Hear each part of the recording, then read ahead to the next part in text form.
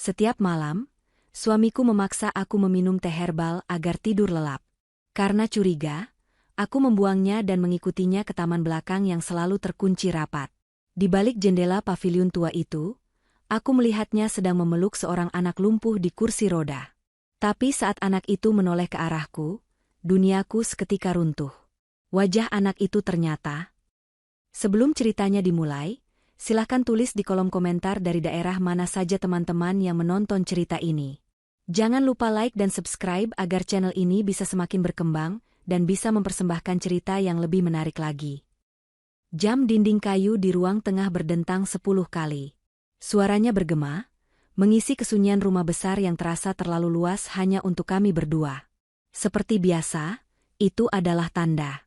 Aku duduk bersandar di kepala ranjang, pura-pura membaca novel yang halamannya tidak kubalik sejak 15 menit lalu. Telingaku justru sibuk mendengarkan suara langkah kaki dari arah dapur. Suara sendok beradu dengan dinding keramik gelas. Kling, kling, kling. Aroma itu datang lebih dulu sebelum sosoknya muncul. Aroma melati yang pekat, dicampur dengan bau tanah basah dan rempah yang tajam. Bagi orang lain, mungkin ini aroma spa yang menenangkan. Tapi bagiku, ini adalah aroma ketidakberdayaan. Pintu kamar terbuka. Damar masuk dengan senyum hangatnya yang khas. Di tangannya, sebuah muk keramik berwarna hijau tua mengepulkan uap panas. Waktunya istirahat, sayang, ucap Damar lembut. Terlalu lembut, sampai rasanya seperti bujukan seorang perawat pada pasien rumah sakit jiwa. Ia duduk di tepi ranjang, menyodorkan gelas itu padaku.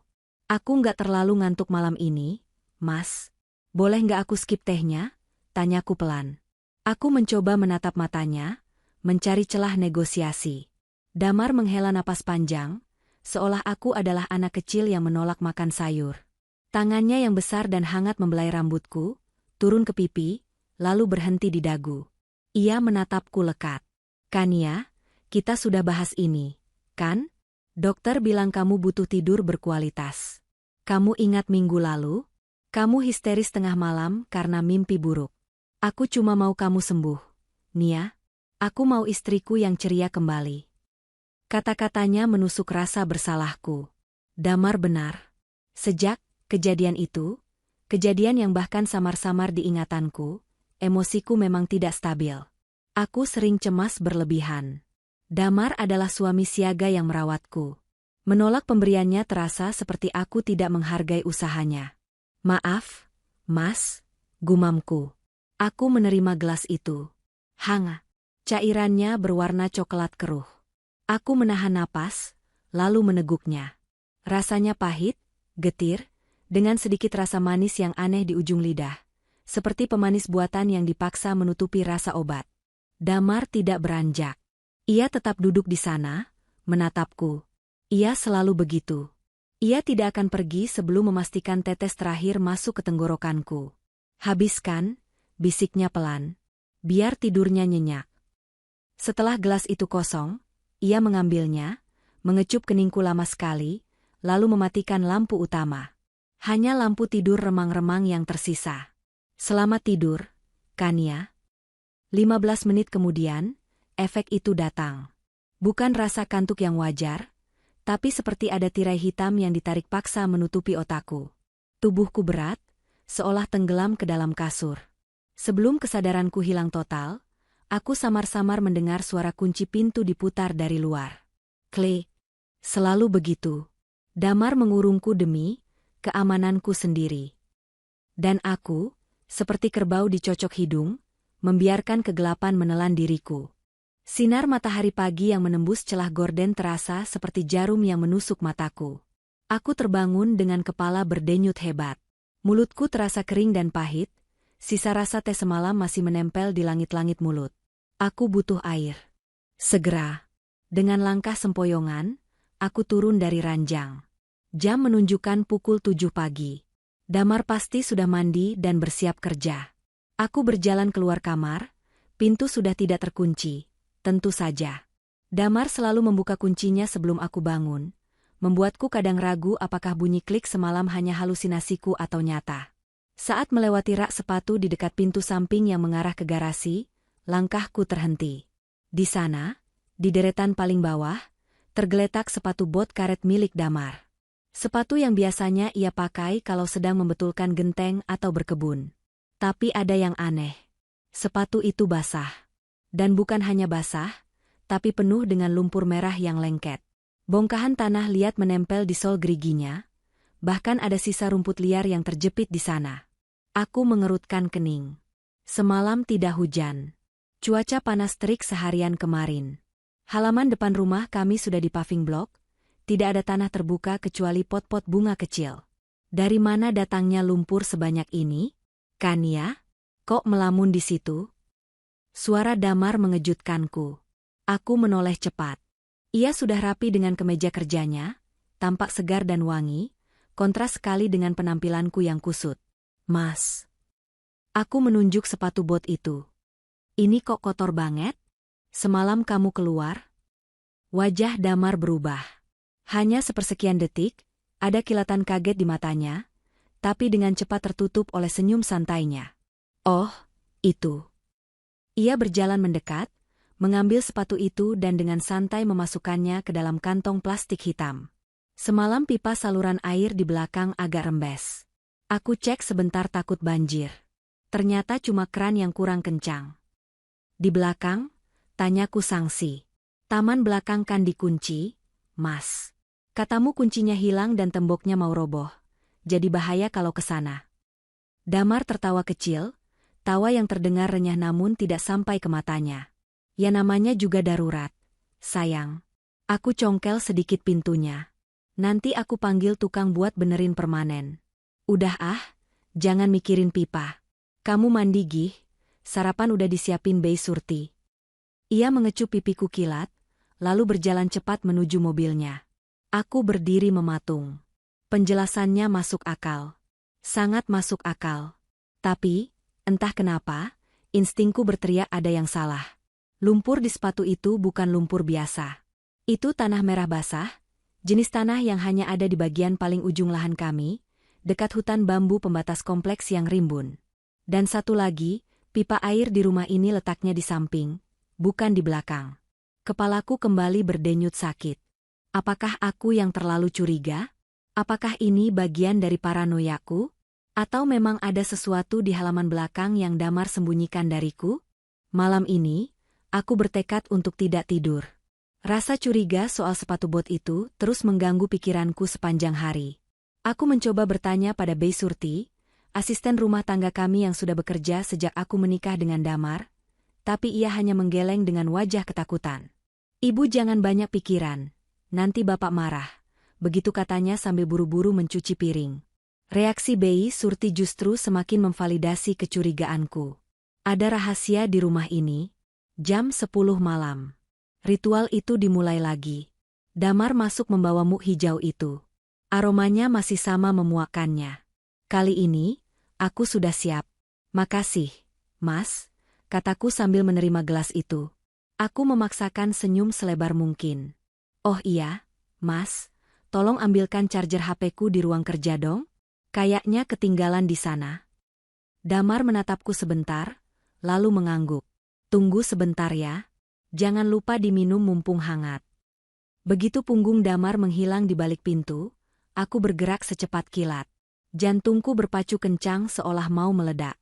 Aku melompat dari kasur, berlari kecil ke sudut kamar tempat sebuah pot tanaman Sansevieria, lidah mertua, berdiri tegak. Tanaman ini hadiah dari ibuku. Konon, lidah mertua adalah tanaman paling tangguh, bisa hidup di kondisi apapun, bahkan menyerap racun udara. Maaf ya, bisikku pelan. Aku menuangkan seluruh isi muk itu ke dalam pot. Cairan coklat pekat itu meresap cepat ke dalam tanah. Aku mengibas-ngibaskan sisa tetesan, lalu segera kembali ke kasur. Tepat saat aku menarik selimut, Damar masuk kembali. Nih, chargernya, katanya sambil meletakkan kabel di nakas. Matanya langsung tertuju pada gelas kosong di tanganku. Senyum puas terbit di bibirnya. Wah, pinter istriku. Langsung habis. Iya, haus banget rasanya. Jawabku, berusaha agar suaraku tidak terdengar gemetar. Damar mengambil gelas itu. Ya udah, sekarang bobo ya. Ia mematikan lampu. Seperti biasa, ia menunggu beberapa saat. Aku mengatur napasku, membuatnya berat dan teratur, meniru irama napas orang yang tertidur pulas. Aku memejamkan mata rapat-rapat, berdoa agar Damar tidak menyadari sandiwaraku. 5 menit berlalu. 10 menit. Aku mendengar Damar berdiri. Ia membungkuk sedikit, mungkin mengecek wajahku. Hembusan napasnya terasa di pipiku. Aku menahan diri untuk tidak berkedip atau menelan ludah. Tidur yang nyenyak. Sayang, bisiknya. Nada suaranya berbeda. Tidak ada kehangatan di sana. Hanya nada dingin dan datar. Langkah kaki terdengar menjauh. Pintu kamar dibuka, lalu ditutup. Dan kemudian, bunyi yang paling aku benci itu terdengar. Klik. Pintu dikunci dari luar. Aku membuka mata dalam kegelapan. Jantungku berdetak begitu kencang sampai telingaku berdenging. Aku selamat dari minum racun itu malam ini. Tapi sekarang, aku terkurung. Dan Damar, dia bebas melakukan apapun di luar sana. 2 hari berlalu sejak malam aku membuang teh itu. Selama 2 hari itu pula, aku bermain drama. Aku berpura-pura pusing saat bangun pagi, berpura-pura masih mengantuk, agar Damar percaya obatnya bekerja. Aku membuang teh itu setiap malam dengan berbagai trik, ke dalam botol minum kosong yang kusembunyikan di bawah kasur, atau ke wastafel kamar mandi saat Damar lengah. Tubuhku terasa jauh lebih segar. Kabut di kepalaku mulai menghilang. Ingatanku perlahan menjadi lebih tajam. Dan dengan kesadaran yang pulih, rasa takutku semakin menjadi-jadi. Pagi ini, saat Damar sudah berangkat kerja, aku memberanikan diri mengecek pot lidah mertua di sudut kamar. Apa yang kulihat membuat darahku berdesir hebat. Tanaman lidah mertua itu hancur.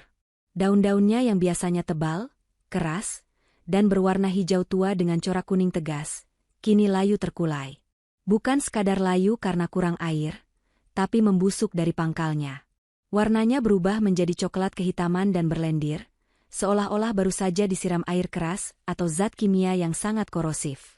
Aku menyentuh salah satu daunnya, dan daun itu langsung patah di tanganku, meninggalkan bau menyengat yang samar. Bau bahan kimia. Tanganku gemetar hebat. Aku mundur perlahan sampai punggungku menabrak lemari. Ya Tuhan! Selama ini, Damar bukan memberiku teh herbal. Dia meracuniku. Atau setidaknya, memberiku obat penenang dosis sangat tinggi yang bahkan mampu membunuh tanaman paling tangguh di dunia dalam waktu 2 malam. Apa tujuannya? Apakah dia ingin membunuhku perlahan?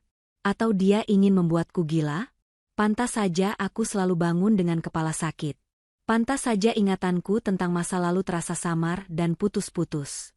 Zat ini menghancurkan sarafku perlahan-lahan. Tiba-tiba, rasa takut itu berubah menjadi kemarahan. Kemarahan yang dingin dan tajam. Aku bukan wanita lemah yang bisa dipermainkan begitu saja. Aku melihat jam dinding. Pukul 10 pagi. Damar baru akan pulang jam 6 sore. Aku punya waktu. Aku mengambil gunting, memotong habis tanaman yang mati itu, memasukkannya ke kantong plastik berlapis-lapis agar baunya tidak tercium, lalu menyimpannya di bagian paling dasar tempat sampah di luar rumah.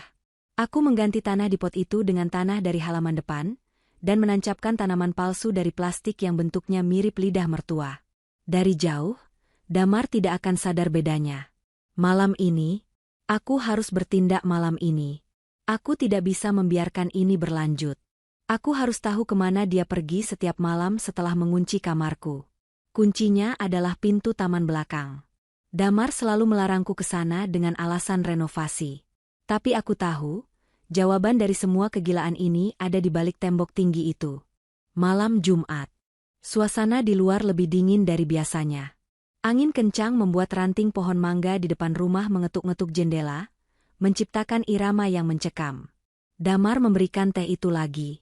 Kali ini, aku menumpahkannya ke dalam tisu tebal yang langsung kuselipkan ke dalam saku piyama. Aku meminum sedikit air putih agar mulutku basah, lalu berakting tidur. Jam 11.45 malam. Damar mulai bergerak. Ia tidak langsung keluar. Ia duduk di meja riasku, membuka laci kecil, dan mengambil sesuatu. Dari celah mataku yang terbuka sedikit, aku melihat kilatan logam. Kunci. Itu bukan kunci pintu depan, bentuknya kuno dan berkarat. Pasti itu kunci pintu taman belakang. Damar mendekatiku, mengguncang bahuku pelan. Nia? Aku melemaskan seluruh otot tubuhku, mengatur napas sehalus mungkin. Tidak ada respons. Bagus, gumamnya. Suaranya terdengar lega. Ia mematikan lampu, keluar kamar, dan mengunci pintu. Klik. Begitu langkah kakinya menjauh, aku langsung bangun. Adrenalinku memuncak. Aku tidak punya kunci kamar, tapi aku ingat trik lama. Pintu kamar ini kuncinya model lama yang longgar. Aku mengambil kawat penyangga gorden yang sudah kusiapkan sejak siang tadi, memasukkannya ke lubang kunci, dan memutarnya dengan sabar. Cetrek. Terbuka. Aku mengendap keluar. Rumah gelap gulita. Hanya cahaya bulan yang masuk dari ventilasi. Aku mendengar suara pintu geser kaca di ruang tengah dibuka. Itu akses menuju teras belakang. Aku bersembunyi di balik lemari pajangan saat melihat siluet Damar keluar. Ia membawa tas jinjing besar. Apa isinya? Makanan? Senjata? Atau mayat? Pikiran liarku makin tak terkendali. Aku menuruni tangga tanpa suara. Untunglah aku hafal anak tangga mana yang berbunyi jika diinjak. Aku sampai di pintu kaca. Damar sudah tidak terlihat.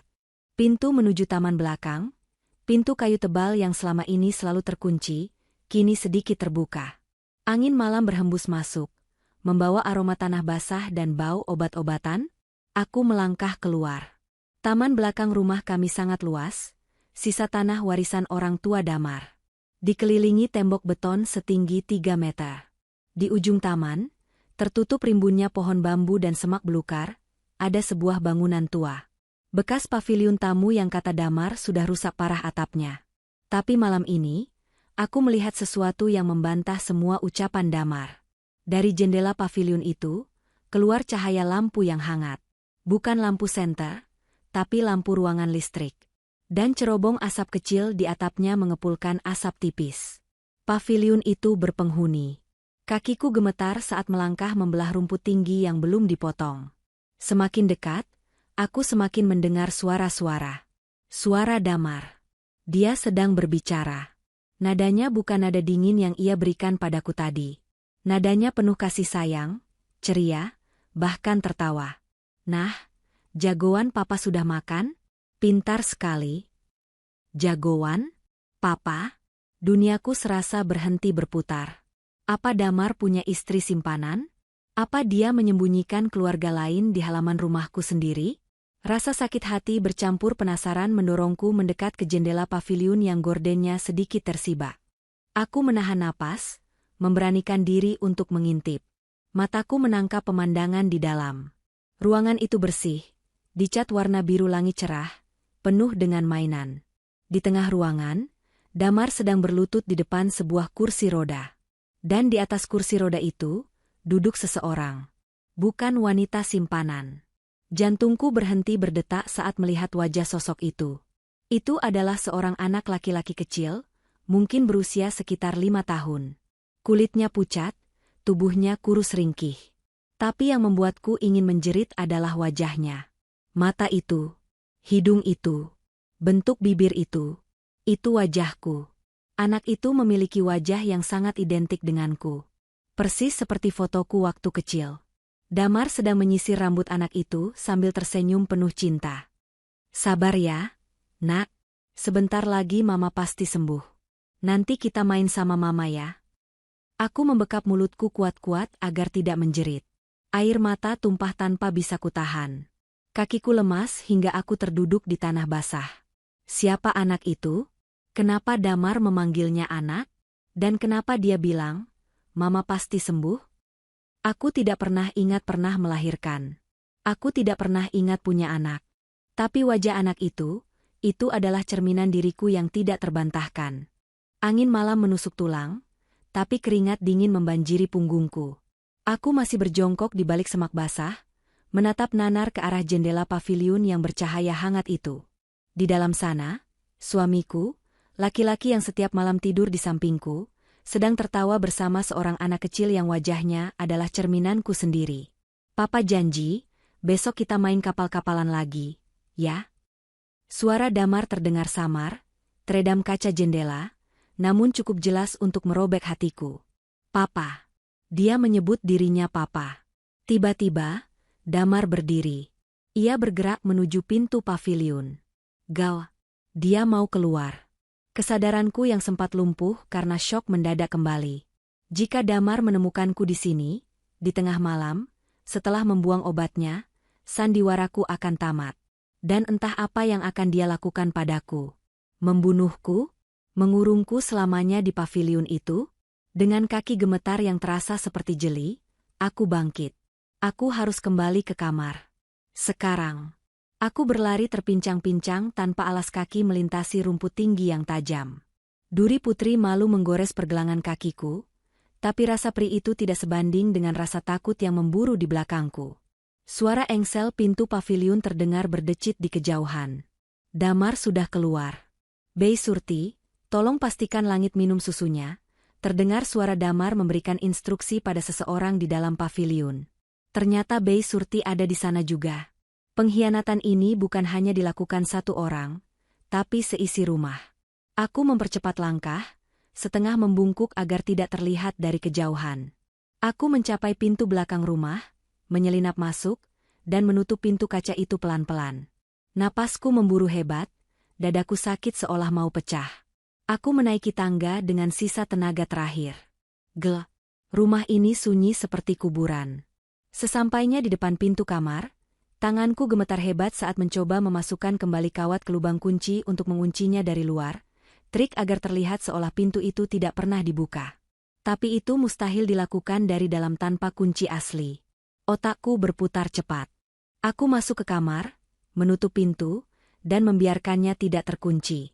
Aku melompat ke atas kasur, menarik selimut sampai sebatas leher. Posisi tidurku kusesuaikan persis seperti saat Damar meninggalkanku tadi. Miring ke kanan, tangan kiri di atas bantal. Detik demi detik berlalu seperti jam. Langkah kaki Damar terdengar menaiki tangga. Langkah yang tenang, berwibawa, tanpa rasa bersalah. Dia berhenti di depan pintu kamar. Jantungku berdetak begitu keras. Aku takut dia bisa mendengarnya dari balik pintu. Gagang pintu bergerak turun. Damar mengecek apakah pintu terkunci. Tentu saja tidak terkunci, karena aku tidak punya kuncinya. Cetrek. Hening. Lo? Gumam Damar pelan dari luar. Mataku terpejam rapat, tapi seluruh indraku waspada penuh. Damar pasti bingung kenapa pintunya terbuka. Apakah dia sadar aku keluar? Pintu terbuka perlahan. Cahaya dari lorong masuk, membentuk garis panjang di lantai kamar. Damar melangkah masuk. Ia tidak mendekat ke arahku, melainkan ke arah jendela. Ia mengecek grendel jendela. Terkunci. Lalu ia mendekat ke sisi ranjang. Aku menahan napas, melemaskan otot wajah, berdoa dalam hati. Aneh, perasaan tadi sudah dikunci, bisiknya pada diri sendiri. Mungkin kuncinya yang rusak lagi. Damar menghela napas. Ia tidak curiga aku bangun. Ia mengira itu kesalahan teknis pintu tua rumah ini. Ia keluar lagi. Kali ini ia memutar kuncinya 2 kali, memastikan benar-benar terkunci. Barulah saat itu, air mataku tumpah dalam diam. Di kegelapan kamar, aku menangis tanpa suara. Bukan karena takut, tapi karena kebingungan yang mencekik. Anak siapa itu? Jika itu anakku, kenapa aku tidak ingat? Jika bukan, kenapa wajahnya mirip sekali denganku? Malam itu, aku tidak tidur sedetik pun. Pagi datang dengan kepalsuan yang sempurna. Aku duduk di meja makan, mengoleskan selai stroberi ke atas roti bakar. Damar duduk di hadapanku, menyeruput kopinya sambil membaca berita di tablet. Pemandangan rumah tangga yang harmonis. Bedanya, kini aku melihatnya sebagai orang asing. Monster berwajah malaikat. Gimana tidurnya semalam, sayang? Tanya Damar tanpa mengalihkan pandangan dari layar. Nyenyak banget, Mas. Jawabku datar, berusaha menyembunyikan getar dalam suaraku. Obatnya ampuh. Damar tersenyum tipis. Syukurlah.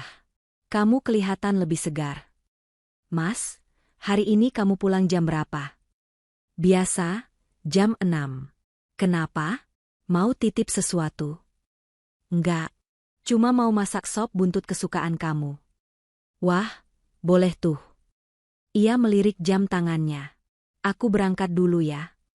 Damar mencium keningku.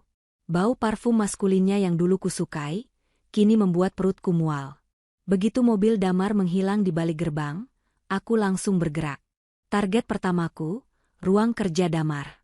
Ruang kerja itu biasanya terlarang bagiku dengan alasan, banyak dokumen klien yang rahasia. Tapi hari ini, aku tidak peduli. Aku mengambil jepit rambut logamku yang pipih, membengkokkannya sedikit. Dulu, saat masih kuliah, aku pernah kehilangan kunci kos dan belajar cara membobol kunci sederhana dari YouTube. Keterampilan yang tak kusangka akan berguna untuk membobol rumah suamiku sendiri. Aku berlutut di depan pintu ruang kerja. Krek, krek, klik. Terbuka.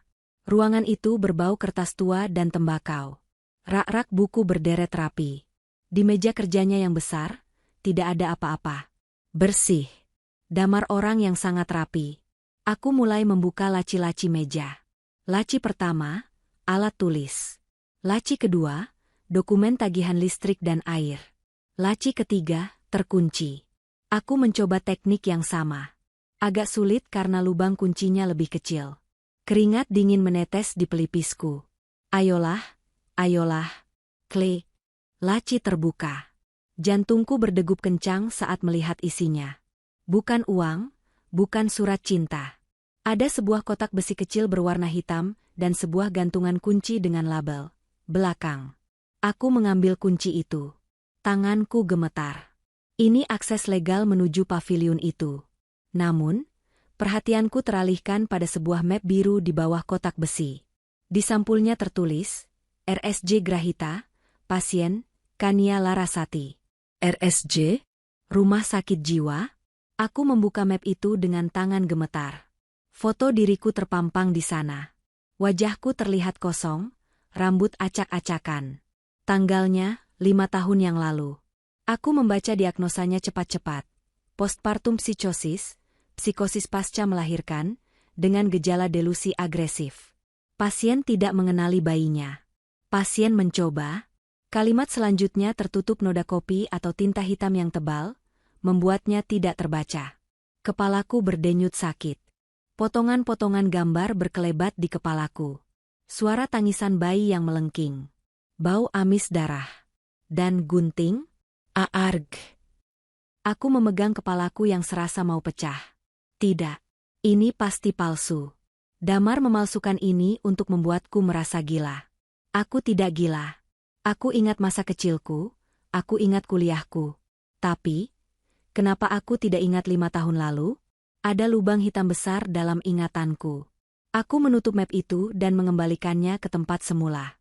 Aku tidak boleh gegabah mengambil dokumen itu sekarang. Damar akan tahu aku masuk ke sini. Yang aku butuhkan adalah bukti hidup. Anak itu, Lang. Aku mengantongi kunci bertuliskan, belakang, itu, lalu merapikan semuanya kembali seperti semula. Aku keluar dari ruang kerja dan menguncinya kembali. Sekarang, aku punya akses. Siang itu, matahari bersinar terik, tapi rumah terasa dingin. Bi Surti sedang sibuk menyetrika di ruang servis belakang. Ini kesempatanku. Aku berjalan menuju pintu yang menghubungkan ruang tengah dengan taman belakang. Pintu kayu jati yang kokoh itu selalu menjadi batas duniaku selama ini. Aku memasukkan kunci yang kutemukan tadi. Pas. Kunci berputar mulus. Pintu terbuka dengan suara kriet panjang yang menyayat telinga. Hawa panas langsung menerpa wajahku. Taman belakang ternyata jauh lebih luas dari yang kubayangkan. Rumput ilalang tumbuh setinggi pinggang di sisi kiri dan kanan jalan setapak yang terbuat dari batu alam. Pohon-pohon besar menaungi area itu, membuat suasana terasa lembab dan agak gelap meski siang hari. Di ujung jalan setapak itu, berdiri paviliun tua bergaya kolonial. Ket putihnya sudah mengelupas di sana-sini, ditumbuhi tanaman rambat. Namun, jendelanya bersih mengkilap. Ada AC outdoor yang menyala halus di samping bangunan. Tanda kehidupan. Aku melangkah pelan. Sepatu ketsku meredam suara langkah di atas batu. Setiap langkah terasa berat, seolah aku sedang berjalan menuju tiang gantungan. Semakin dekat, aku mendengar suara. Bukan suara percakapan, tapi suara nyanyian. Pelangi-pelangi, alangkah indahmu. Itu suara Bei Surti? Tidak, Bei Surti sedang menyetrika di dalam rumah utama. Aku menajamkan telinga. Itu suara rekaman. Suara seorang wanita yang menyanyikan lagu anak-anak dengan nada sumbang tapi penuh kasih sayang. Itu suaraku. Itu suaraku yang sedang menyanyi. Aku ingat pernah merekam lagu itu di ponselku dulu, entah untuk siapa. Jadi benar, ada bagian dari diriku yang hilang di sini. Aku sampai di depan pintu paviliun. Pintunya sedikit terbuka, hanya terhalang kawat nyamuk. Aku bisa melihat ke dalam. Ruangan itu adalah dunia yang berbeda. Lantainya dilapisi matras empuk berwarna-warni. Dindingnya penuh dengan gambar-gambar tempel hewan. Ada rak buku penuh dongeng. Dan di tengah ruangan, di atas karpet berbulu, anak itu sedang tidur telentang. Dadanya naik turun teratur. Ia memeluk sebuah boneka beruang yang sudah lusuh dan kehilangan satu mata. Kakinya. Mataku tertuju pada kakinya. Kedua kaki kecil itu tampak layu, mengecil, dan ditekuk dengan posisi yang tidak wajar. Ada penyangga besi, brace, di samping tubuhnya. Dia lumpuh. Rasa iba yang mendalam menghantam dadaku, mengalahkan rasa takut dan bingung. Naluri keibuanku, yang selama ini kupikir tidak aku miliki, mendadak bangkit meraung-raung. Aku mendorong pintu kawat nyamuk itu perlahan. Tidak dikunci. Damar mungkin merasa aman karena pintu taman utama sudah dikunci. Atau mungkin Bei Surti yang teledor. Aku masuk. Aroma bedak bayi dan minyak telon memenuhi rongga hidungku. Aroma yang memicu deja vu hebat. Aku merasa pernah mencium bau ini. Di mana? Kapan? Aku berlutut di samping anak itu. Wajahnya begitu damai. Bulu matanya lentik, persis sepertiku. Hidungnya mancung seperti Damar. Tanganku terulur, gemetar ingin menyentuh pipinya. Kulitnya halus dan hangat. Tiba-tiba, mata anak itu terbuka. Bola matanya coklat terang. Ia menatapku. Tidak ada rasa takut di matanya. Hanya kebingungan sesaat, lalu pengenalan, bibir mungilnya bergerak. "Mama," bisiknya serak. Satu kata itu menghancurkan seluruh pertahananku. Air mataku menetes jatuh ke pipinya. "Mama pulang?" tanyanya lagi, kali ini dengan senyum yang merekah. Senyum yang begitu tulus, begitu merindukan sosok ibu. Aku tidak tahu harus menjawab apa. "Kak, kamu siapa, Nak?" tanyaku terbata-bata. "Langit," jawabnya polos. Ia mencoba bangun, tapi tubuh bagian bawahnya tidak bergerak. Ia menggunakan tangannya untuk menyeret tubuhnya sedikit mendekat padaku. Kata papa, "Mama lagi sakit." "Mama udah sembuh." "Mama." Lidahku keluh menyebut kata itu. "Langit, kaki kamu kenapa?" Wajah ceria Langit berubah sedikit murung. Ia menatap kakinya yang tak berdaya. Kata papa, "Langit jatuh waktu bayi. Jatuh dari tangga." Jatuh dari tangga? Kilatan ingatan menyambar kepalaku lagi. Tangga kayu yang tinggi. Suara benturan. Jeritan. Dan aku berdiri di atas tangga itu, menatap ke bawah dengan tatapan kosong. Apakah aku yang mendorongnya? HHNGG.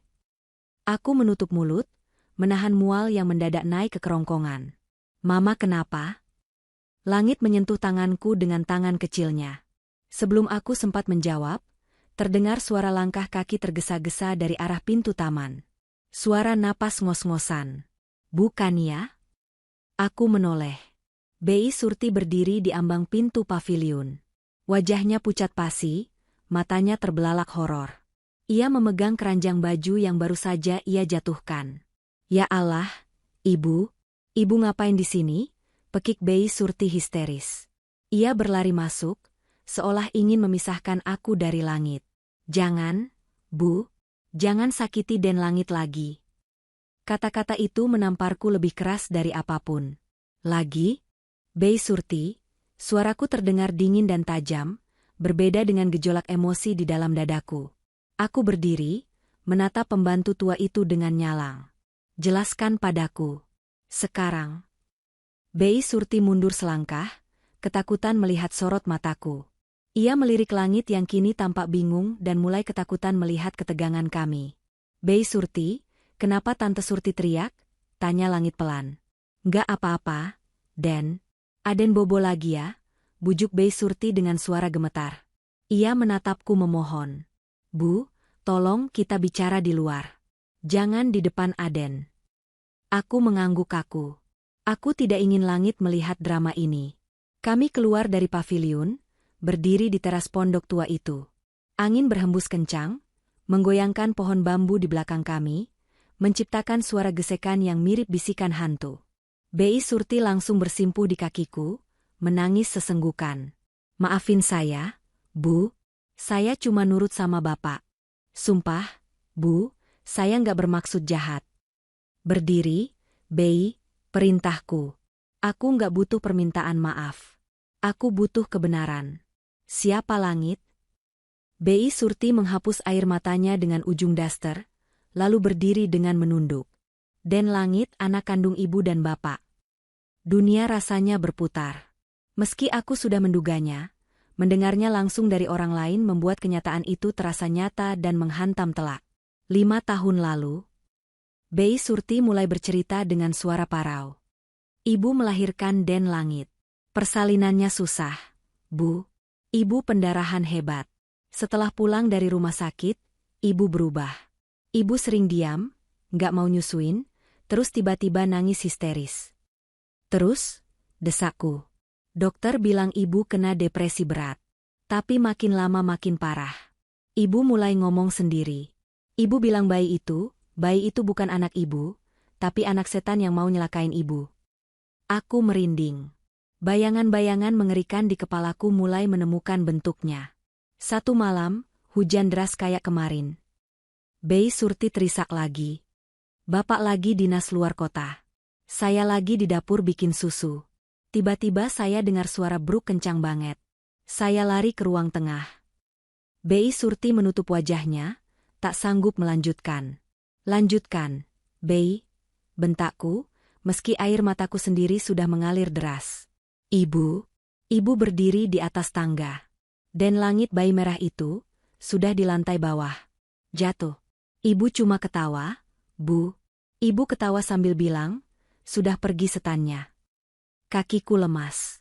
Aku ambruk bersandar pada tiang kayu teras. Jadi benar. Akulah monsternya. Aku yang membuat anak tak berdosa itu lumpuh. "Bapak pulang malam itu juga," lanjut Bei Surti. "Bapak bawa Den Langit ke rumah sakit, lalu bawa ibu ke psikiater. Bapak cinta mati sama ibu.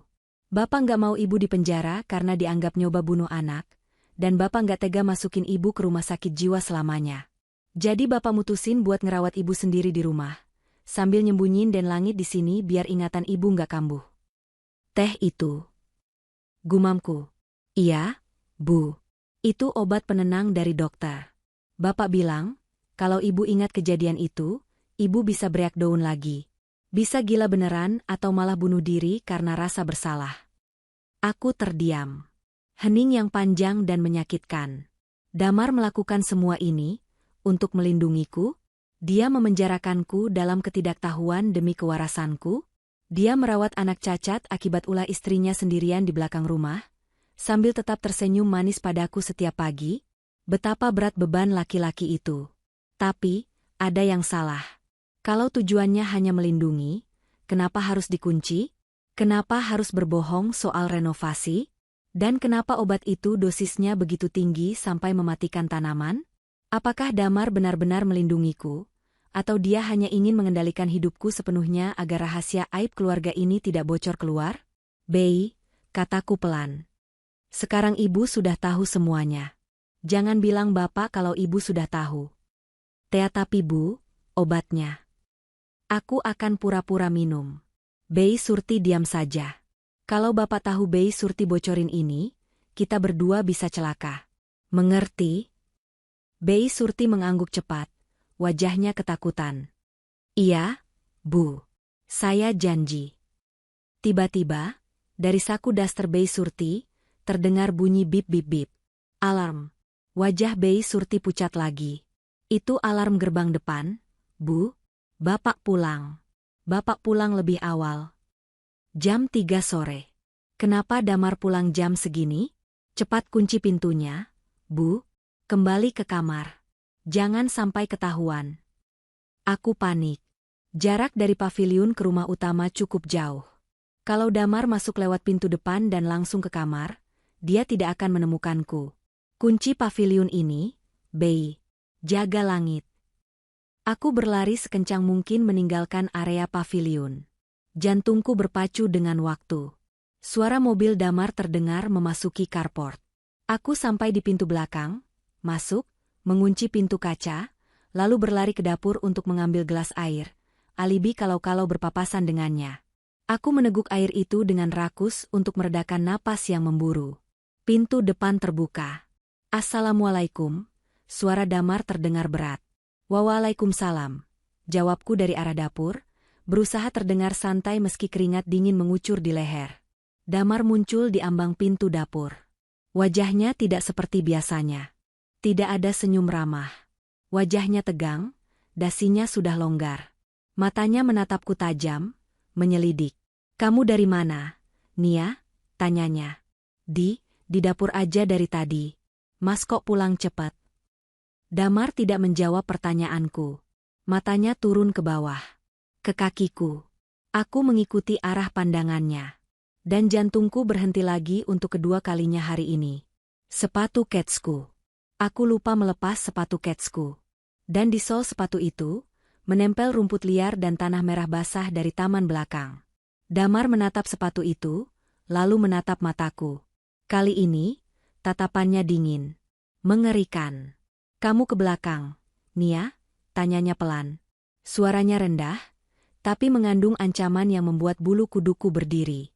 Suasana dapur yang hening terasa mencekam. Bunyi tetesan keran air terdengar seperti ledakan bom waktu. Aku tertangkap basah. Tidak ada gunanya berbohong soal sepatu berlumpur di dalam rumah. Otakku berputar cepat mencari alasan. Aku tidak boleh mengaku sudah bertemu langit. Itu akan menghancurkan segalanya. Iya, Mas, jawabku tergagap. Aku mencoba tertawa kecil, tawa bodoh untuk menutupi ketakutan. Tadi aku lihat ada kucing masuk lewat pagar samping, terus lari ke belakang.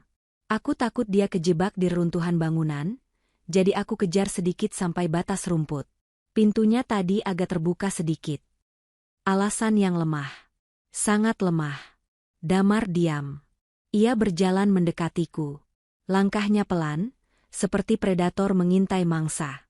Ia berhenti tepat di depanku, menjulang tinggi.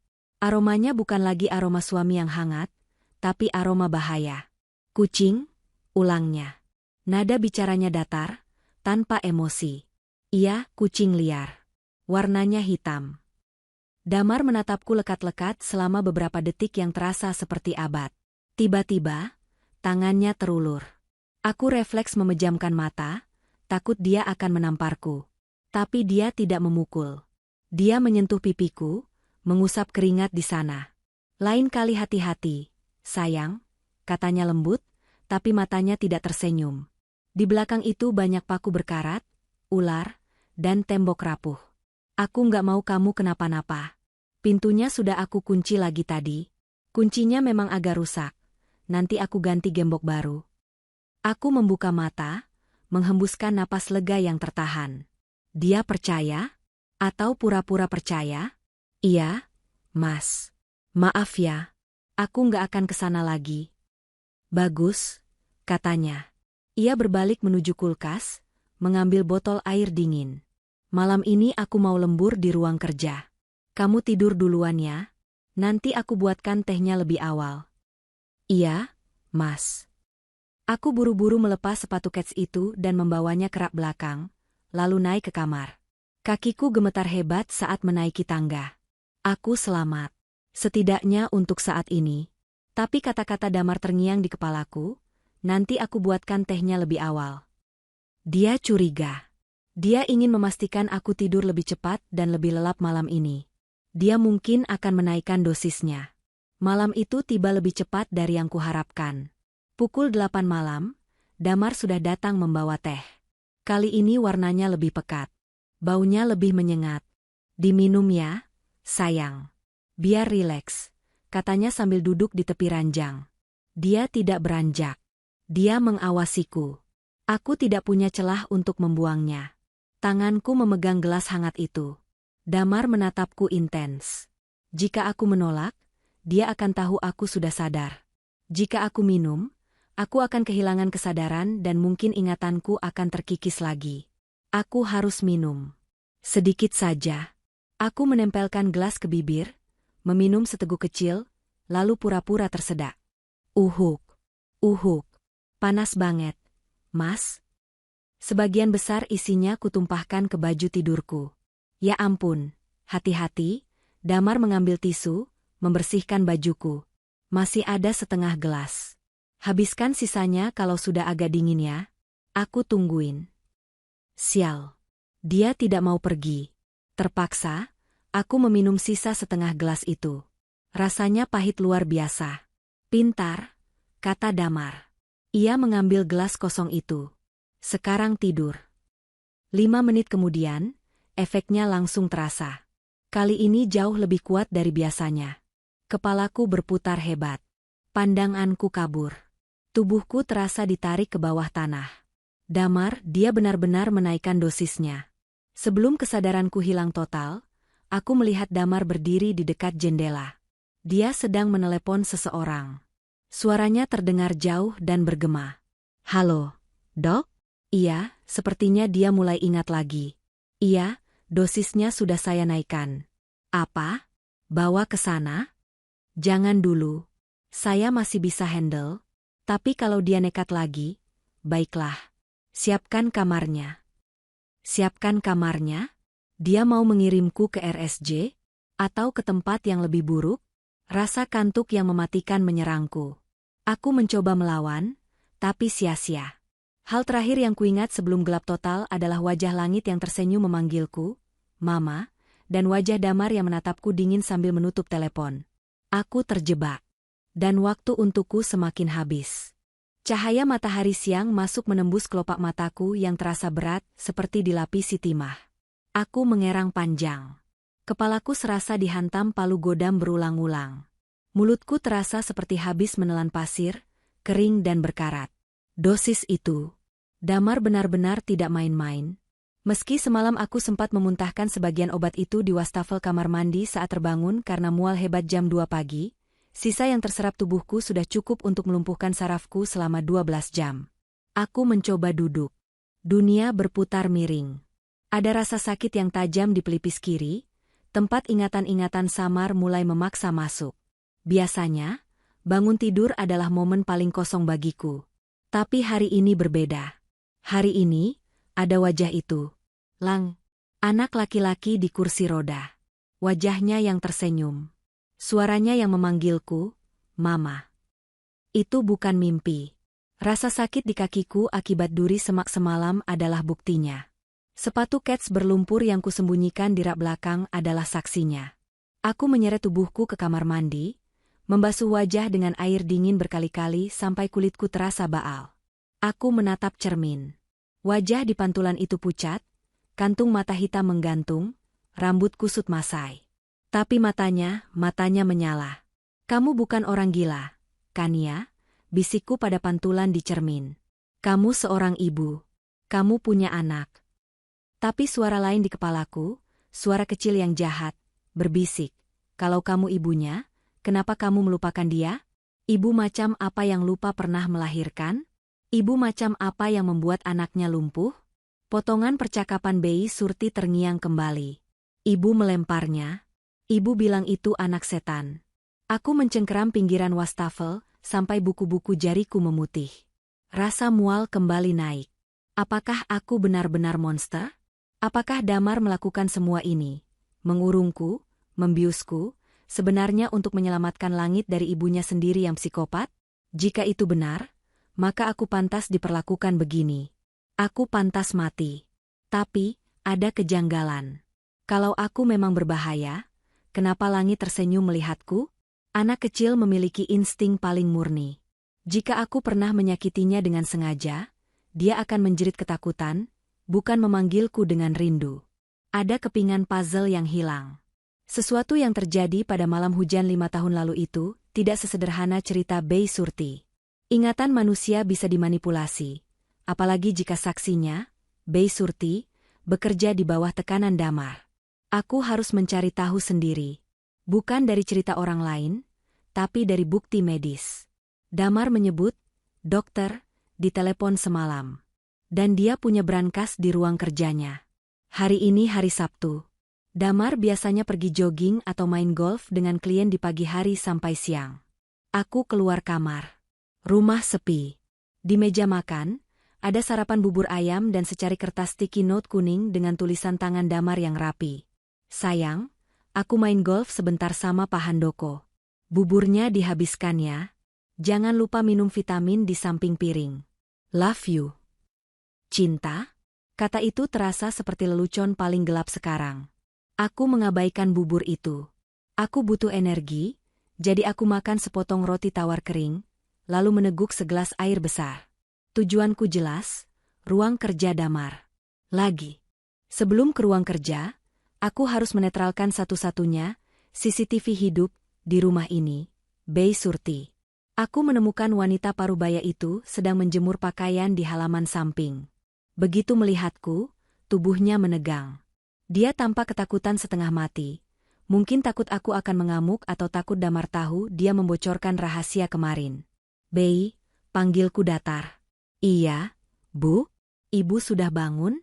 Mau saya angetin buburnya? Tanyanya tergagap, tangannya sibuk memeras baju basah dengan gugup. Bei Surti, berhenti pura-pura. Bei Surti terdiam. Dia menunduk, menatap ember cucian. Damar pergi main golf. Kita punya waktu 3 jam, kataku sambil melangkah mendekat. Aku mau tanya satu hal. Dan Bei Surti harus jawab jujur. Kalau Bei Surti bohong, aku akan nekat lari ke jalan raya sekarang juga dan teriak kalau suamiku menyekap anak cacat di belakang rumah. Polisi akan datang, dan kita semua hancur. Termasuk langit yang akan dibawa dinas sosial. Ancaman itu berhasil. Wajah Bei Surti pucat pasi. Dia tahu nasib langit adalah segalanya. Jajangan, Bu, kasihan Den Langit. Kalau begitu jawab aku. 5 tahun lalu, saat kejadian itu, apa aku benar-benar melempar langit? Bei Surti mulai menangis lagi. Ibu nggak melempar. Ibu menjatuhkan. Apa bedanya? Sentakku. Beda, Bu. Bei Surti menatapku dengan mata basah. Waktu itu ibu sedang gendong Den Langit di atas tangga. Ibu teriak-teriak ada ular yang melilit leher ibu. Ibu berusaha melepaskan ular itu. Padahal itu tangan Den Langit yang lagi meluk leher ibu. Ibu panik, ibu kibaskan tangan dan Den Langit terlepas. Aku tertegun. Halusinasi. Aku berhalusinasi anaknya adalah ular. Jadi aku tidak sengaja? Tanyaku lirih. Ibu lagi sakit, Bu. Sakit jiwa, kata Pak Damar. Ibu nggak sadar. Bei Surti menghapus ingusnya. Setelah Den Langit jatuh, ibu malah ketawa. Itu yang bikin Bapak marah besar dan takut. Bapak bilang, otak ibu sudah rusak. Dan sejak itu aku diberi obat. Iya, awalnya obat dokter resmi. Tapi lama-kelamaan Bapak racik sendiri campurannya. Bapak bilang, kalau ibu sadar total, ibu bakal ingat dosa ibu dan bunuh diri. Bapak nggak mau kehilangan ibu. Aku bersandar di tembok, meresapi informasi itu. Jadi, niat Damar awalnya memang baik. Dia ingin melindungiku dari rasa bersalah yang mematikan. Tapi, 5 tahun? 5 tahun dia membiarkanku hidup seperti mayat hidup. Sementara anakku tumbuh tanpa ibu di kandang belakang? Itu bukan cinta. Itu obsesi. Itu kontrol. Dan sekarang, dia mau menaikkan dosisnya atau mengirimku ke RSJ karena aku mulai sadar. Damar tidak melindungiku lagi. Dia melindungi kebenaran versinya sendiri. Bei, dengar, aku memegang bahu Bei Surti erat. Mulai sekarang, Bei Surti harus pilih. Ikut skenario Bapak yang membuat ibu jadi zombie dan Langit jadi yatim piatu padahal ibunya masih hidup. Atau bantu ibu sembuh biar ibu bisa merawat Langit. Bei Surti menatapku ragu. Tapi Bapak nggak perlu tahu. Bei Surti cukup diam. Biarkan aku yang urus Bapak. Bei Surti akhirnya mengangguk pelan. Saya sayang Den Langit, Bu. Saya mau dia punya ibu. Bagus. Sekarang jaga pintu depan. Kalau mobil Damar kelihatan, kasih kode ketuk tiang listrik 3 kali. Aku kembali masuk ke ruang kerja Damar. Kali ini aku tidak perlu jepit rambut. Damar ceroboh, atau mungkin terlalu percaya diri. Kunci ruang kerjanya tergantung di balik pintu kamar tidur kami. Dia lupa membawanya karena buru-buru pergi golf. Di dalam ruangan beraroma tembakau itu, aku langsung menuju brankas kecil di balik lukisan abstrak di dinding. Aku tahu letaknya karena pernah melihat Damar membukanya sekilas setahun lalu. Masalahnya adalah kodenya. Aku mencoba tanggal pernikahanku. Salah. Tanggal lahir Damar. Salah. Tanggal lahirku. Salah. Brankas berbunyi bip panjang tanda error. 1 kali lagi salah, alarm akan berbunyi dan terkunci otomatis.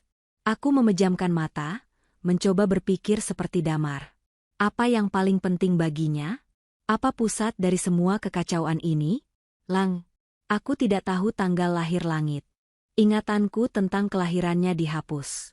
Aku berlari ke kalender meja tua yang ditumpuk di sudut ruangan. Kalender 5 tahun lalu. Aku membolak-balik halamannya dengan panik. Bulan demi bulan. Sampai aku menemukan lingkaran merah besar di bulan November tanggal 12. Ada tulisan kecil, Welcome to the world, L. 12 November. Desember 11. Aku kembali ke brankas. Jari-jariku gemetar di atas tombol angka. 121105, tahun kelahiran. Klik. Pintu brankas terbuka. Napasku tertahan. Di dalam sana, ada tumpukan uang tunai, perhiasan emas, dan sebuah map tebal berwarna hitam. Bukan map biru yang kulihat di laci kemarin. Ini dokumen yang lebih rahasia. Aku menarik map itu dan membukanya di atas meja. Isinya adalah rekam medis lengkap dari Dr. Kusuma, SPKJ. Lembar pertama, laporan insiden. Tertanggal 5 tahun lalu. Deskripsinya mengerikan. Pasien mengalami episode psikosis akut postpartum. Halusinasi visual dan auditori. Membahayakan nyawa bayi. Pasien memerlukan isolasi segera. Lembar kedua, resep obat. Daftar obat-obatan keras berderet. Haloperidol, chlorpromazine, diazepam. Dan ada catatan tangan dokter di bawahnya. Pemberian obat harus diawasi ketat. Dosis pemeliharaan untuk menekan memori traumatik dan agresivitas. Lembar ketiga, surat persetujuan tindakan, informed consent. Surat ini yang membuat darahku mendidih. Isinya menyatakan bahwa Damar, sebagai suami wali, menolak rawat inap di rumah sakit jiwa dan memilih rawat jalan mandiri, home care, dengan risiko tanggung jawab penuh ada padanya. Dan ada satu paragraf tambahan yang diketik terpisah. Pihak keluarga menyetujui penggunaan terapi sedasi berat jika pasien menunjukkan tanda-tanda kembalinya ingatan traumatis yang memicu perilaku destruktif. Aku meremas kertas itu. Damar punya izin medis untuk membiusku. Secara hukum, dia bersih. Dia bisa bilang dia melakukan ini atas saran dokter. Tapi mataku menangkap sesuatu yang lain di tumpukan paling bawah. Sebuah buku harian kecil bersampul kulit. Buku harian Damar. Aku membukanya acak. Tanggalnya setahun yang lalu. Hari ini Langit tanya lagi, kapan Mama bangun? Aku hampir gila rasanya. Aku ingin memelukkannya, bicara dengannya seperti dulu. Tapi setiap kali dosisnya kukurangi, tatapan matanya berubah liar. Dia mulai mencari bayi setannya. Aku takut. Aku takut kehilangan istriku lagi. Lebih baik dia tidur dan tenang daripada bangun dan menjadi monster. Halaman lain, 3 bulan lalu. Dokter Kusuma bilang obat ini merusak ginjalnya perlahan. Aku tahu. Aku lihat kulit Kania makin pucat. Tapi apa pilihanku? Kalau dia sadar, dia akan tahu apa yang dia lakukan pada Langit. Dia akan hancur. Aku menanggung dosa ini sendirian demi kami bertiga. Aku menutup buku itu. Air mataku menetes. Damar bukan monster murni. Dia adalah pria putus asa yang tersesat dalam kebohongannya sendiri. Dia mencintaiku dengan cara yang sakit. Dia pikir dia melindungiku, padahal dia membunuhku perlahan. Dan yang lebih parah, dia tidak percaya aku bisa sembuh.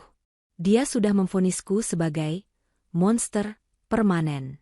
Tiba-tiba terdengar suara ketukan di tiang listrik dari kejauhan. Teng, teng, teng. Kode dari Bei Surti. Damar pulang. Aku panik. Aku melempar map dan buku harian itu kembali ke dalam brankas, menutup pintunya, dan mengacak kode kuncinya. Aku menyeka air mata, keluar dari ruang kerja, dan menggantungkan kuncinya kembali di tempat semula. Aku berlari ke sofa ruang tengah, menyalakan TV, dan mengambil majalah. Napasku masih memburu saat suara mobil Damar terdengar di halaman. Aku harus berakting. Tapi kali ini, aktingku bukan sebagai istri yang patuh. Aku akan berakting sebagai bom waktu. Malam itu, hujan turun deras sekali. Petir menyambar-nyambar, menerangi langit malam dengan kilatan putih yang menyilaukan. Suasana alam seolah mendukung kekacauan di kepalaku. Damar belum menyeduh teh. Dia duduk di sofa, menonton berita, tapi matanya terus melirikku. Dia gelisah. Mungkin karena kejadian kemarin, atau mungkin karena dia merasa ada yang berubah dariku. Aku duduk di dekat jendela, menatap tetesan air hujan di kaca. Dan tiba-tiba, flashback itu datang. Bukan ingatan samar seperti kemarin. Ini ingatan utuh. Jernih. Menyakitkan. Dipicu oleh suara guntur yang menggelegar, aku terlempar ke masa lalu. 5 tahun silam.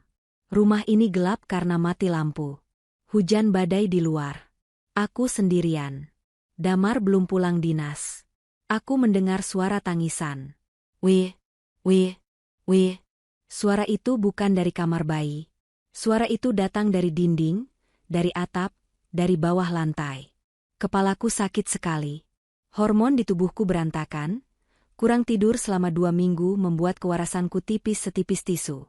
Aku menggendong bayi itu. Tapi saat kilat menyambar, aku tidak melihat wajah bayi. Aku melihat wajah merah, mata kuning menyala, dan kulit bersisik. Ada ular melilit leherku. Ular itu mendesis. Berat sekali, mencekik napas. Lepas. Lepasin, teriakku. Aku berlari keluar kamar, menuju tangga. Aku ingin lari dari rumah ini, tapi ular itu makin erat memeluk leherku. Di puncak tangga, aku meronta. Pergi kamu setan. Aku mengibaskan tanganku sekuat tenaga. Gumpalan berat itu terlepas. Waktu melambat. Aku melihat, ular, itu melayang di udara. Lalu jatuh. Membentur anak tangga pertama. Kedua. Ketiga. Bruk. Hening. Lalu lampu menyala. Dan di bawah sana, bukan ular yang tergeletak, tapi bayiku. Lang. Darah mengalir dari kepalaku. Lalu aku tertawa. Bukan karena lucu, tapi karena otakku korslet. Rasa takut itu meledak menjadi histeria. Nia? Kania? Suara Damar menarikku kembali ke masa kini. Aku tersentak hebat, napasku tersengal-sengal. Keringat dingin membasahi seluruh tubuhku. Aku mencengkeram gorden jendela kuat-kuat. Kamu kenapa? Melamun? Damar sudah berdiri di sampingku, wajahnya cemas. Aku menatap Damar. Kali ini, aku melihatnya dengan jelas. Wajah itu, wajah suami yang menanggung beban dosa istrinya selama 5 tahun. Aku ingat semuanya sekarang. Aku memang bersalah. Aku yang menjatuhkan langit. Penyakit sialan itu yang membuatku melakukannya. Tapi, aku sudah tidak sakit sekarang. Atau setidaknya, aku sadar. Obat-obatan Damar memang menekan halusinasiku, tapi juga mematikan jiwaku. Aku nggak apa-apa, jawabku serak. Cuma kaget dengar petir. Damar menatapku curiga. Kamu gemetar. Muka kamu pucat banget. Dia menyentuh dahiku. Badan kamu hangat. Kamu butuh istirahat. Aku buatkan tehnya sekarang ya. Nggak usah, Mas, tolakku cepat. Terlalu cepat. Damar terhenti. Dia menatapku tajam. Kenapa? Aku mau minum susu hangat aja. Teh itu ada vitaminnya, Nia. Kamu butuh itu supaya nggak mimpi buruk. Lihat kamu sekarang, baru dengar petir aja sudah histeris. Damar mulai menekan. Nadanya bukan lagi menawarkan, tapi memerintah. Aku bilang gak mau. Suaraku meninggi. Hening. Suara hujan di luar seolah menjauh. Damar mundur selangkah, kaget dengan nada bicaraku. Selama 5 tahun, Kania adalah istri penurut yang layu. Kania yang membentak tidak ada dalam skenarionya. Ada apa dengan kamu hari ini? Tanya Damar dingin. Dari kemarin tingkahmu aneh. Sepatu lumpur. Menolak obat. Kamu menyembunyikan sesuatu? Aku berdiri tegak, menatap matanya. Sudah cukup sandiwaranya. Aku tidak bisa berpura-pura minum racun itu lagi malam ini. Jika aku minum, aku akan lupa lagi.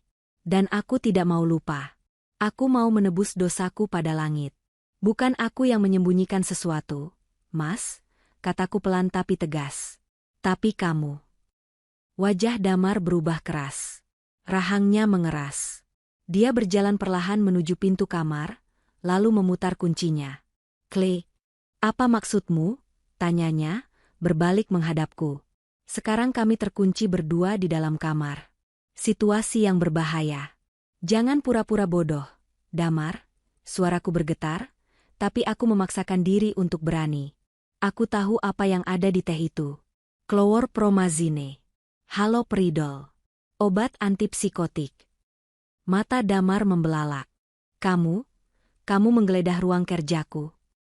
Aku juga tahu kenapa kamu kasih itu ke aku. Aku melangkah maju, mempersempit jarak di antara kami. Untuk membuatku lupa kalau aku pernah menjatuhkan anak kita dari tangga. Damar terhuyung ke belakang seolah ditampar.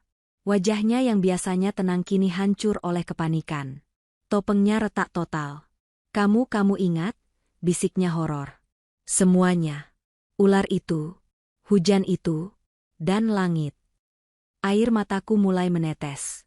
Aku ingat anakku, Mas. Anak yang kamu sembunyikan di kandang belakang seperti hewan peliharaan. Cukup, bentak Damar. Dia mencengkeram bahuku, mengguncangku keras. Jangan sebut dia begitu. Aku melakukan itu untuk kamu. Kamu tahu apa yang terjadi kalau kamu ingat? Kamu akan hancur. Kamu akan mencoba bunuh diri. Aku menyelamatkan nyawamu, Kania. Dengan membunuh jiwaku. Dengan memisahkan aku dari anakku, teriakku di depan wajahnya. Kamu bukan menyelamatkan aku, kamu menyandera aku. 5 tahun, Damar. 5 tahun aku hidup dalam kabut, sementara anakku tumbuh sendirian dengan kaki lumpuh. Kamu jahat. Aku melindungimu. Damar berteriak balik, air mata frustrasi menggenang di matanya. Kamu berbahaya, Nia. Kamu hampir membunuhnya. Dokter bilang kamu gila. Kalau aku nggak kasih obat itu, kamu bisa nyakitin langit lagi. Aku sudah sembuh. Tahu dari mana kamu sembuh? Damar menunjuk wajahku. Lihat dirimu. Kamu emosional. Kamu meledak-ledak. Ini tanda-tanda kamu kambuh. Minum teh itu sekarang. Dia berlari ke meja, mengambil gelas teh yang belum sempat ku minum, dan memaksaku meminumnya. Minum. Enggak. Aku menepis tangannya. Gelas itu terlempar, pecah berkeping-keping di lantai. Cairan coklat menggenang di karpet. Damar menatap pecahan gelas itu dengan napas memburu. Dia terlihat putus asa. Rencananya berantakan. Dengar, Mas, kataku, mencoba menurunkan nada suaraku meski dadaku sesak. Aku tahu aku salah. Aku yang bikin langit cacat. Aku akan bawa dosa itu sampai mati. Tapi mengurungku dan membiusku bukan solusinya. Langit butuh ibunya. Dia tanya kapan aku pulang. Mas, dia rindu aku. Damar terdiam. Bahunya merosot. Dia menutupi wajahnya dengan kedua tangan. Dia tanya begitu, suaranya pecah. Iya, aku ketemu dia kemarin. Dia nggak takut sama aku. Dia senyum. Kalau anak yang jadi korban saja bisa memaafkan, kenapa kamu nggak bisa kasih aku kesempatan? Damar mengangkat wajahnya. Matanya merah. Aku takut, Nia. Aku takut kalau kamu sadar, kamu bakal benci diri kamu sendiri terus ninggalin aku. Atau lebih parah, kamu bakal histeris lagi pas lihat kondisi kakinya. Ayo kita buktikan, tantangku. Bawa aku ke sana sekarang. Secara resmi. Bukan sembunyi-sembunyi. Biarkan aku ketemu anakku. Kalau aku histeris, kalau aku gila lagi, aku sumpah, aku akan minum obat itu seumur hidupku tanpa protes. Atau kamu boleh kirim aku ke RSJ malam ini juga. Damar menatapku lama, mencari kebohongan di mataku. Dia tidak menemukannya. Dia hanya melihat tekad seorang ibu yang bangkit dari kubur. Perlahan, Damar merogoh saku celananya. Dia mengeluarkan kunci gembok kecil. Pakai jaketmu, katanya lirih. Di luar dingin. Malam itu, untuk pertama kalinya dalam 5 tahun, aku berjalan keluar lewat pintu dapur bersama suamiku, menuju taman belakang. Tidak ada kucing-kucingan. Tidak ada kebohongan. Hujan sudah reda, menyisakan gerimis tipis. Udara berbau tanah basah dan bunga kantil yang tumbuh di sudut taman.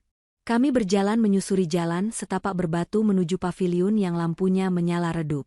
Langkah Damar berat, langkahku gemetar. Ini adalah momen penentuan. Apakah aku akan menjadi ibu yang memeluk anaknya, atau monster yang akan menghancurkan segalanya lagi? Damar membuka pintu paviliun.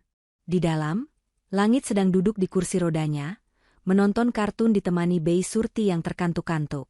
Mendengar pintu terbuka, Langit menoleh. Matanya membulat saat melihat Damar dan aku di sampingnya. "Papa," panggilnya. Lalu matanya beralih padaku. "Mama?"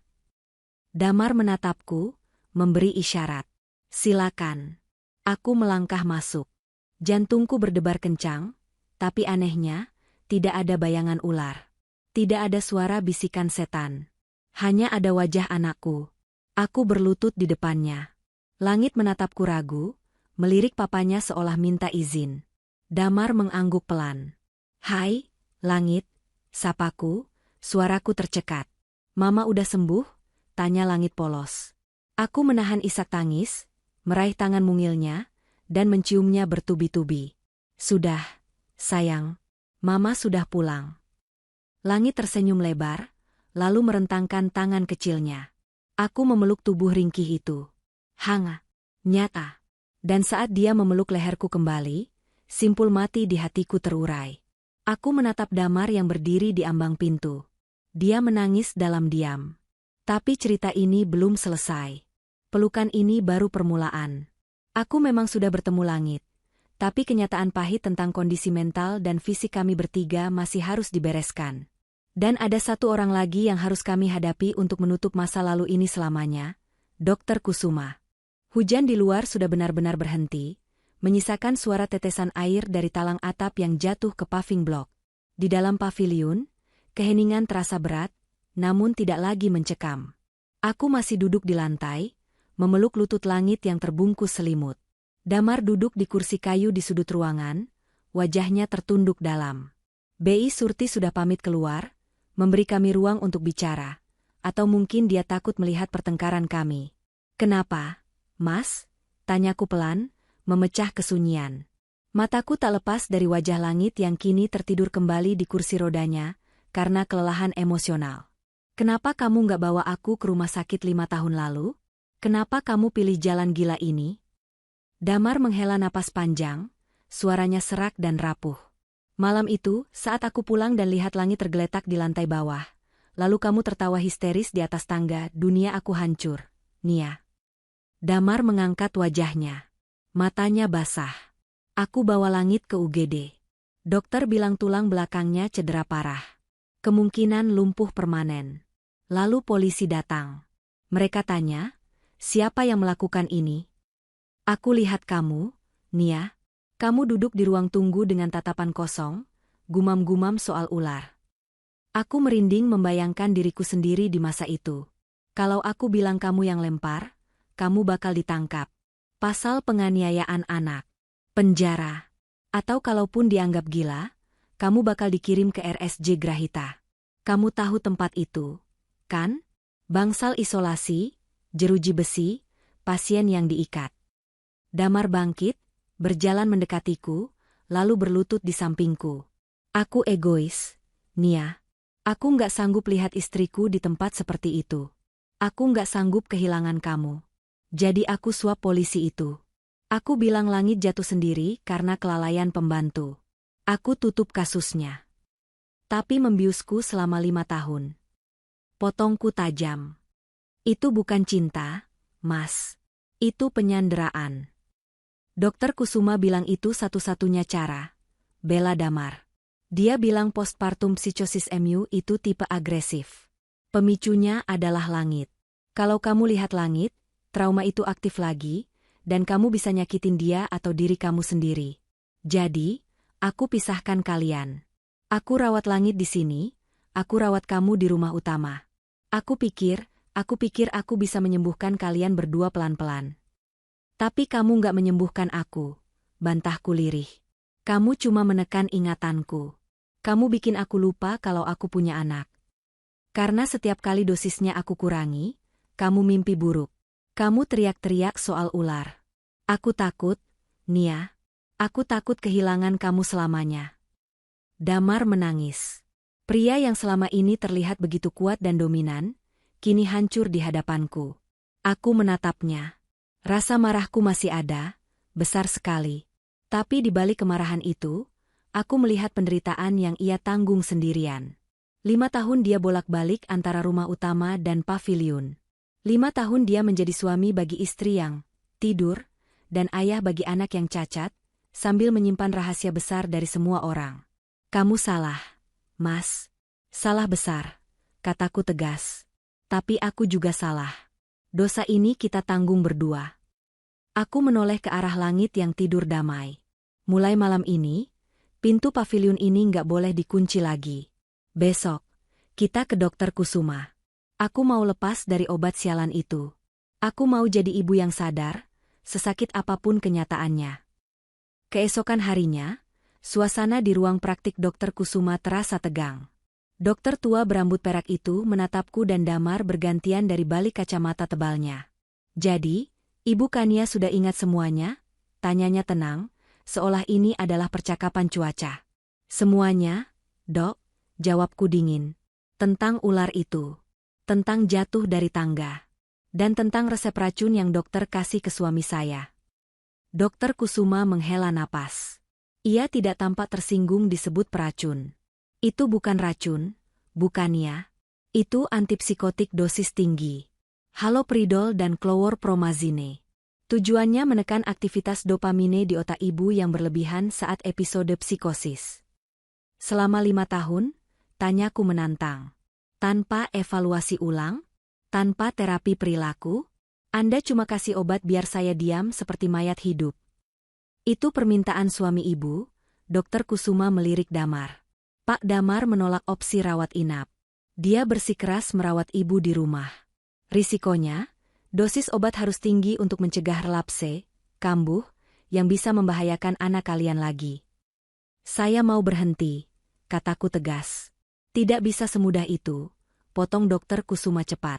Tubuh ibu sudah ketergantungan. Kalau ibu berhenti mendadak, cold turkey, ibu akan mengalami gejala putus obat yang parah. Kejang, halusinasi hebat, insomnia akut. Ibu bisa benar-benar gila kali ini. Aku terdiam. Damar memegang tanganku erat. Tangannya dingin. Terus saya harus gimana? Dokter Kusuma mengambil kertas resep. Kita lakukan tapering off. Penurunan dosis bertahap. Mulai minggu ini, dosisnya dikurangi 20%. Kita lihat reaksinya. Kalau ibu stabil, bulan depan kita kurangi lagi. Tapi, dokter itu menatapku tajam. Syaratnya ibu harus jujur. Kalau ibu mulai melihat bayangan ular atau mendengar suara bisikan lagi, ibu harus lapor. Jangan disembunyikan. Saya sanggup. Jawabku mantap. Satu lagi, tambah dokter itu. Interaksi dengan langit harus diawasi. Rasa bersalah ibu saat melihat kondisi cacat anak itu bisa jadi pemicu depresi baru. Jangan anggap remeh mental ibu yang baru pulih.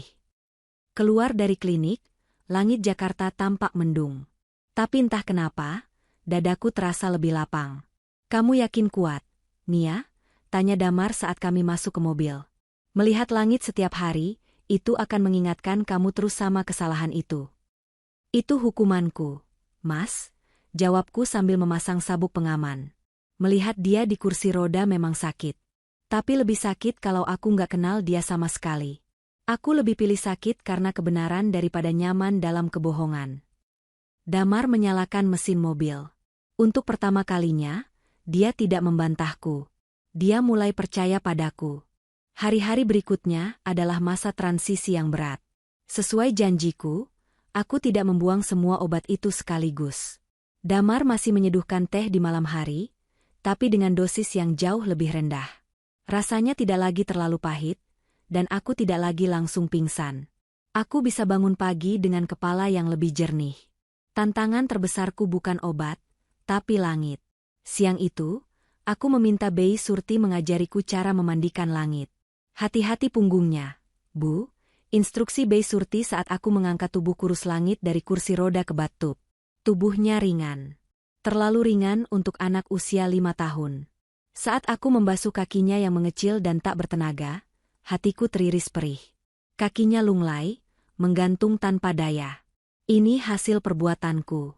Bekas luka operasi di tulang belakangnya adalah tanda tanganku. Mama kok nangis? Tanya langit sambil memainkan bebek karet. Aku buru-buru menyeka air mata dengan lengan baju yang basah. Nggak apa-apa, sayang. Mama cuma kelilipan sabun. Langit menatapku dengan mata bulatnya yang cerdas. Kaki langit jelek ya, Ma? Pertanyaan itu membuat gerakanku terhenti. Aku menatapnya lurus-lurus. Aku berjanji pada diriku sendiri untuk tidak berbohong lagi. Enggak, sayang. Kaki langit enggak jelek. Kaki langit kuat dengan cara lain. Kata papa, langit jatuh dari tangga waktu bayi. Makanya enggak bisa jalan kayak papa. Aku menelan ludah. Ini momennya. Iya, langit jatuh. Kataku pelan, suaraku bergetar. Maafin mama ya, nak. Waktu itu mama sakit. Mama nggak bisa jagain langit dengan baik. Langit terdiam sebentar, lalu tersenyum lebar hingga matanya menyipit. Nggak apa-apa, Ma. Kan sekarang mama udah sembuh. Langit punya kursi roda balap. Bisa ngebut. Kepolosan dan penerimaannya menghantamku telak. Dia tidak dendam. Dia tidak bertanya siapa yang salah. Dia hanya senang ibunya ada di sini. Selesai mandi, aku membantunya berpakaian. Mengenakan celana pada kaki yang kaku ternyata sulit. Keringat bercucuran di dahiku. Tapi aku menolak bantuan Bei Surti. Aku harus bisa. Ini adalah penebusan dosaku. Setiap kesulitan yang kurasakan saat merawatnya adalah bayaran untuk 5 tahun aku meninggalkannya. Sore harinya, kami duduk di teras paviliun. Langit menggambar di buku sketsanya. Dia menggambar 3 orang lidi. 1 besar, Papa, 1 sedang, Mama, dan 1 kecil di atas roda, Langit. Di atasnya ada matahari besar yang tersenyum. Damar pulang kerja lebih awal. Dia berdiri di pintu gerbang taman, menatap kami dari jauh. Dia tidak langsung mendekat. Mungkin dia takut merusak momen itu. Atau mungkin dia sedang menikmati pemandangan yang selama 5 tahun ini hanya ada dalam mimpi liarnya. Istri dan anaknya, bersama, tanpa teriakan, tanpa obat bius, di bawah langit sore yang nyata. Seminggu berlalu. Dosis obatku semakin turun. Pikiranku makin tajam. Dan dengan kejernihan itu, aku menyadari satu hal yang mengganjal. The Pavilion. Paviliun belakang itu nyaman, tapi tetap saja itu adalah penjara yang disamarkan. Langit tidak boleh terlihat oleh tetangga. Dia tidak pernah keluar rumah. Dia homeschooling dengan guru privat yang disumpah untuk tutup mulut. Ini tidak benar. Malam itu, setelah menidurkan langit di paviliun dan kembali ke rumah utama, aku mencegat Damar di ruang tengah. Mas, kita perlu bicara soal langit. Damar meletakkan remote TV. Kenapa? Dia sakit? Bukan. Aku mau langit pindah ke rumah utama. Kamar tamu di bawah bisa kita renovasi jadi kamar anak yang aksesibel buat kursi roda. Wajah Damar berubah tegang. Ketakutan lamanya muncul lagi. Nia, terlalu berisiko. Kalau dia di rumah utama, tamu bisa lihat. Tetangga bisa lihat kalau gordennya terbuka. Orang-orang akan tanya, itu anak siapa? Kok tiba-tiba muncul dan sudah besar? Kenapa lumpuh? Terus kenapa kalau mereka tanya? Suaraku meninggi. Kita jawab jujur. Itu anak kita. Dia lumpuh karena kecelakaan. Mereka bakal gali-gali, Nia. Gosip bakal nyebar. Orang-orang bakal tahu soal masa lalu kamu, soal RSJ, soal insiden itu. Reputasi kita, karir aku, mental kamu. Persetan dengan reputasi. Aku membanting majalah ke meja. Kamu lebih peduli omongan tetangga daripada kebahagiaan anakmu sendiri? Langit berhak lihat dunia luar. Mas, dia berhak duduk di ruang tamu, bukan sembunyi di belakang kayak aib keluarga. Damar berdiri, wajahnya merah padam. Aku melindungi kita dari rasa malu.